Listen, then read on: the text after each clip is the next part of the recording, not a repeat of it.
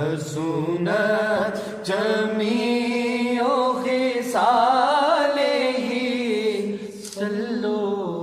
علیہ۔ رسول اللہ صلی اللہ علیہ وسلم نے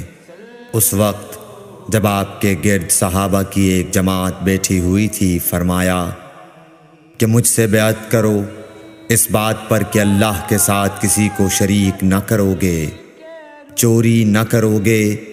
زنا نہ کرو گے، اپنی اولاد کو قتل نہ کرو گے، اور نہ عمدن کسی پر کوئی ناحق بہتان باندھو گے، اور کسی بھی اچھی بات میں اللہ کی نافرمانی نہ کرو گے۔ جو کوئی تم میں اس عہد کو پورا کرے گا تو اس کا ثواب اللہ کے ذمہ ہے، اور جو کوئی ان بری باتوں میں سے کسی کا ارتکاب کرے اور اسے دنیا میں اسلامی قانون کے تحت سزا دے دی گئی تو یہ سزا اس کے گناہوں کے لیے بدلہ ہو جائے گی، اور جو کوئی ان میں سے کسی بات میں مبتلا ہو گیا اور اللہ نے اس کے گناہ کو چھپا لیا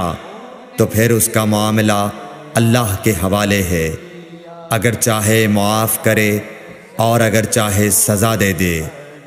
عبادہ کہتے ہیں کہ پھر ہم سب نے ان سب باتوں پر